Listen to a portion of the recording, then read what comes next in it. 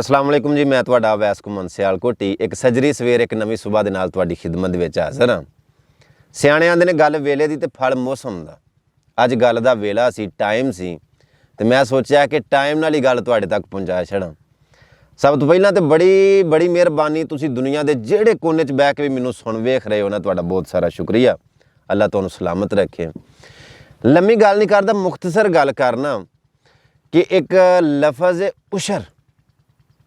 अशर भी कई लोग नवांदे ने, उशर भी आंदे ने। ये उशर की चीज़ है? मिसाल के तौर पर तुहाडी मुंजी है, कनक है, मकई है, आलू ने या कोई भी तुहाडी फसल है ना, उस फसल दे विचों मिसाल के तौर पर एक 100 बोरी तुहाडी निकली है। उस 100 बोरी दे विचों 10 बोरियां अल्लाह दे नां दियां तुहां कड्ढनियां आउंदियां ने। ये नहीं कि कढ़ छड़िया तो ठीक है, ना कढ़िया तो कोई गल नहीं, चल जाएगा काम। नहीं नहीं नहीं, ये वाजिब है।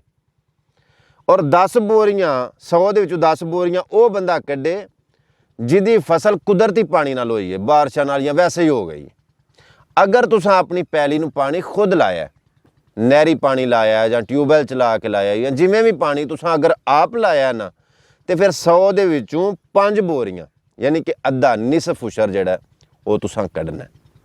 ये उशर की है, क्यों है?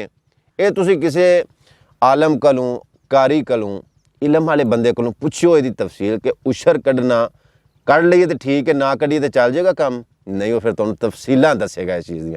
मैं मुख्तसर गल करना चाहना, उशर कढ़ के तो जरूरी नहीं कि तुसीं किसी यानी कि फाउंडेशन नूं दो या किसी अदारे नूं ये फंड दिओ। नहीं नहीं नहीं नहीं, सब तो पहला तो यह गल है ना कि जेडे बंदे आंदे ना कि सानूं कोई जरूरतमंद नज़र नहीं आता कि असीं किनूं फंड दईए, किनूं अतिया करिए, किहदी हैल्प करिए। वो सब तो पहला तो मैं आना कि वो झूठ मारते हैं। क्यों कि तुहाडे रिश्तेदारां दे विच कई लोग, कई जी ऐसे होने ने, कई रिश्तेदार ऐसे होने ने कि जेडे मुस्तहिक ने, जरूरतमंद ने। उस तो इलावा तुहाडे यारां दोस्तां दे विच कई ऐसे होने ने जेडे जरूरतमंद ने।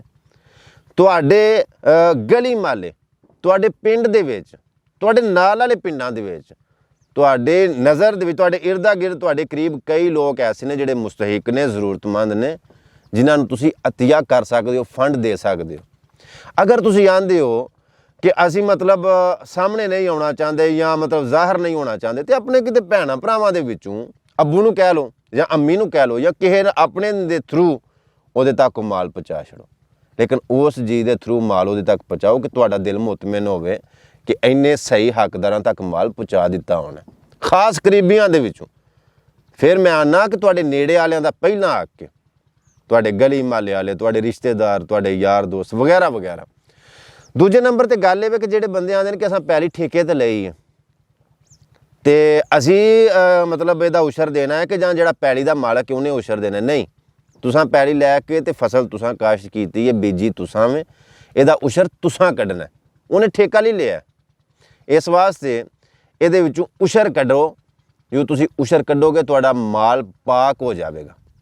जो तुसीं यानी कि 100 दे विचों 10 बोरियां कड्ढोगे ना, तो बाज़ार इंज लगेगा कि जिवें ना सानूं घाटा पिया, लेकिन ना ही नहीं, वो तुहाडा माल पाक होया। इंज जिवें ज़कात कड्ढीए ना तो बंदे नूं बाज़ार इंज लगदा कि जिवें मैनूं घाटा पिया, लेकिन हकीकत दे विच तुहाडा माल पाक हो गया, सेफ हो गया। तवज्जो है मेरी गल नाल? इसे तरह जो तुसीं उशर कड्ढोगे तो ये उशर जिहड़ा तुहाडा माल पाक कर देगा और अग्गों लियाउण दा सबब बनेगा। यानी इंज समझ लो जिवें मकनातीस है यार। सो गल जरूरी सी, मैं गल करना जरूरी समझिया, मुनासिब समझिया। गरचे अंदाजे बयां शौक नहीं है, काश कि तेरे दिल में उतर जाए मेरी बात। मैं की कहना चाहना,